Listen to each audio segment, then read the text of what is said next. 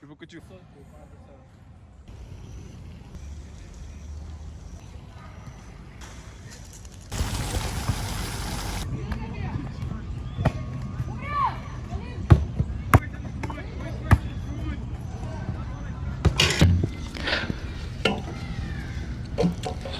Quand tu dis que tout est faux, est-ce que tu parles du monde ou de notre perception du monde? Est-ce que ce serait drôle si je disais que je parlais des deux? Parce que, en fait, je parle aussi du monde, car ce que nous voyons n'est pas forcément la vérité. Et ce que nous voyons parfois aussi est la vérité. On peut même me demander si je n'exagère pas trop dans mes propos, mais quand tu vois la pauvreté, tu sais que c'est la pauvreté. Quand tu vois la famine, tu vois les maladies, tu vois les guerres, tout ça c'est vrai. Mais ce que je veux dire, c'est que quoi? Ce que nous voyons, je parle de notre perception, de notre interprétation de ces phénomènes-là de notre monde, ne sont pas forcément vrais, car nous ignorons les petites causes qui sont derrière ces phénomènes-là et qui viennent se manifester dans notre réalité. Il y a quelque chose qui est étrange. Je vais prendre l'exemple d'une guerre. Quand une guerre se produit, tout le monde veut opiner à ce sujet parce que tout le monde pense savoir ce qu'il en est. Tout le monde pense savoir que c'est parce que tel a attaqué tel que ça a donné ça. Non. Or, il y a ce qu'on appelle les coulisses d'un phénomène que seul et seulement la sagesse peut aider à voir. Parce que la sagesse, c'est quoi? La sagesse, c'est le fait de remonter aux causes premières pour nous permettre de distinguer ce qui est vrai d'avec ce qui est faux. Est-ce que tu comprends un peu? Est-ce que le problème vient de la société ou de notre besoin de croire ce qu'on voit?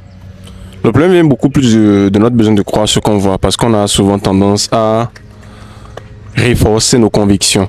On a beaucoup plus de difficultés à admettre qu'on a tort. Une fois que quelqu'un a émis une hypothèse sur un fait, il a souvent tendance à lutter, inventer des arguments pour se sentir bien, pour renforcer cette notion qu'il a donnée là sur ce fait-là. Et ça arrive beaucoup. Par exemple, si je suis avec ma femme, et ça s'est même passé hier, et qu'elle a touché un point sur lequel j'avais tort, inconsciemment, je me mets sur la défensive, je mets un argument là que je vais m'efforcer à tout point de justifier. Parce que l'être humain est un être qui a besoin que les bouts se ferment. Comment peut-on être sûr qu'on ne vit pas dans une illusion collective? L'illusion collective, il revient à comprendre que tu n'es pas une marionnette. Ou je peux dire même, quand tu sors de l'illusion collective, à partir du moment où tu comprends cet état de choses. C'est-à-dire qu'il faudrait que tu assumes le fait que tu es doté d'un cerveau ou d'une raison propre à toi. En fait, tout ce qui... Il y a une seule chose qui t'appartient. Rares sont les choses qui t'appartiennent. Je ne saurais même pas les dénominer. Mais la seule chose qui t'appartient, c'est ta pensée. C'est ce que tu penses. Genre, on peut tout arracher. Mais c'est ce que tu penses qui vraiment t'appartient. C'est ce que tu décides de penser, en fait.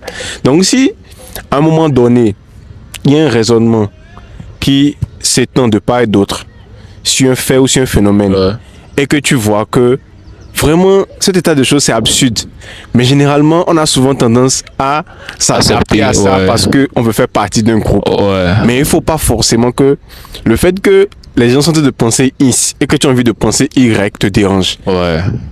Il faut développer l'état de critique permanent. Parce que celui qui critique ne souffre pas. Celui qui critique, il voit les choses d'une vision holistique. C'est-à-dire de haut, il comprend que chaque phénomène, et une fois encore, il n'y a pas besoin d'être conforme en fait. Exactement, chaque phénomène a une cause que tu ignores. Parce que quoi? Tu perçois les choses avec ta connaissance. Et ta connaissance, elle est limitée par ce que tu ne connais pas. Donc, vu que tu connais quelque chose, et ce que tu ne connais pas beaucoup plus grand, à partir de ce moment-là, ce que tu vois et ce que tu analyses est faux. À moins que tu ailles derrière ce que tu ne connais pas. Et c'est là maintenant que tu vois la réalité comme elle est, tu souris, tu es en joie. Donc je dis toujours, au-dessus de la vérité connue, il y a la vérité inconnue. Il y a la vérité inconnue. Et c'est cette vérité inconnue qui te permettra de sortir de la pensée collective. Est-ce que la naïveté est un manque d'intelligence ou un manque de conscience? À coup sûr, c'est un manque de conscience. sans aucun doute, c'est un manque de conscience. Et la conscience, c'est un actif que tu acquiers seulement par la base de l'expérience. Ouais. C'est un actif que tu acquiers seulement par l'empirisme, c'est-à-dire quand tu touches aux faits. Un enfant est naïf parce qu'il n'a pas encore acquis la conscience, il n'a pas encore acquis l'expérience. Donc c'est pour ça que quand tu lui dis ne mets pas la main au feu, il le fera jusqu'à ce qu'il ait compris que Le feu brûle. le feu brûle. Et cela n'arrive que par l'expérience. De ce fait, toute personne naïve continuera naïf jusqu'à ce qu'il ait décidé d'apprendre par le fouet. Parce que nous avons une condition humaine qui nous oblige à apprendre et qui nous amènera vers la conscience consciente, c'est-à-dire vers la partie où nous savons que nous savons. Parce que tu peux ignorer que tu sais. Tu peux aussi savoir que tu ignores. Mais il y aura un moment où tu sauras que tu sauras. Et à partir de ce moment-là, tu ne pourras pas et tu ne te permettras pas de faire d'erreur. Et c'est vers ce niveau-là que l'expérience humaine nous amène. Donc, dire que quelqu'un est naïf par faute d'intelligence, c'est faux.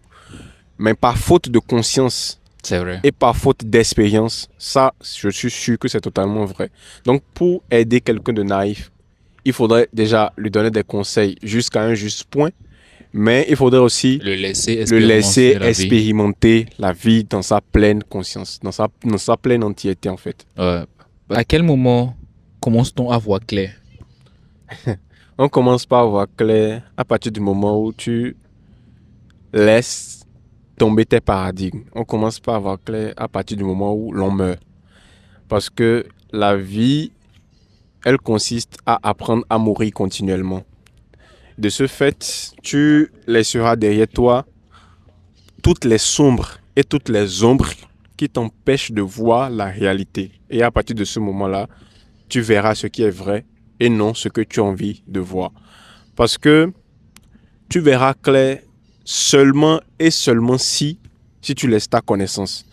Et ce n'est pas pour rien que le fruit défendu est le fruit qui vient d'un arbre qui est l'arbre de la connaissance. Ouais. Donc, il faudrait que tu laisses ta connaissance. Il faudrait que tu puisses mourir pour vivre. Et c'est de cette mort-là que tu verras vraiment ce qui est la vérité. Je pèse bien mes mots. Parce que toutes les fois où j'ai pu voir vraiment ce que c'était une situation donnée, et ça nous pouvons l'appliquer dans nos vies quotidiennes, c'est au moment où j'ai renoncé à ce que je tenais dû comme faire comme la réalité. Et c'est de ce fait-là que tu peux voir maintenant, mais en vrai, ce que je pensais vrai là, c'était pas du tout ça. Hein. C'était pas du tout ça. Peut-être tu vois, peut-être une famille heureuse, tu te compares, tu te diminues, et après, tu apprends vraiment que les dessous de cette famille-là, c'est pas du tout ça. C'est peut-être un père qui bat sa fille. Ouais. C'est peut-être beaucoup de choses. Et ça, tu ne pourras vraiment expérimenter ça si tu renonces à ce que toi, tu penses qui est vrai. Donc, au fait, il faut continuellement avoir un renoncement de ce qu'on pense savoir. Et de soi-même. Tout ce que tu sais, tu ne sais rien. L'a dit un grand sage qui a frôlé la surface de la terre. Ouais. Comment distinguer une vérité authentique d'une vérité mise en scène? C'est délicat. C'est délicat parce que la ligne entre les deux est très étroite. Et pour filtrer cela, nous avons un seul esprit. Et le même esprit, il a été conditionné à croire facilement ce qui paraît vrai. Ah. Ce qui fait que si je touche l'échappement d'une moto, j'aurai la sensation qu'elle m'a brûlé de la même manière qu'un feu peut me brûler. Parce que j'ai analysé la situation avec mon esprit. Ce qui est juste et ce qui doit être fait, c'est s'entraîner constamment à douter. Moi, personnellement, je doute de tout. Et ça m'aide beaucoup. Je doute, je critique, je pense et je repense. Et si ça fait sens, alors là, je peux l'acquérir. C'est difficile quand tu t'élèves maintenant ou quand tu te confrontes à des gens qui ont déjà atteint un niveau de conscience au-dessus de toi. Où tu dois peut-être douter de leurs arguments pour peut-être repenser ce qu'ils ont déjà pensé. Et généralement, tu ne t'en sors pas parce que tu n'as pas le même bagage intellectuel pour penser avec ça. Mais c'est toujours important d'essayer de le faire. C'est toujours important d'essayer de le faire et d'arriver à ses propres conclusions. De ne pas accepter aucune vérité toute faite. Quand bien même, il y a certaines vérités que nous avons tendance à accepter comme ça, qui sont les vérités de foi. Et comme je l'ai toujours dit, la foi se justifie seulement avec la foi. La foi ne se justifie pas avec la raison. Il y a certaines choses que la foi croit que tu ne peux pas expliquer. Mais si tu décides d'expliquer ta foi, il faudrait que tu l'expliques de fond en comble. Et moi, j'ai foi que si tu doutes et si tu critiques, tu vivras une vie de paix. Et ça, je l'ai expliqué de fond en comble ici. Si ça t'a plu, laisse ton commentaire, Maud Manuel, et laisse un like. On est ensemble.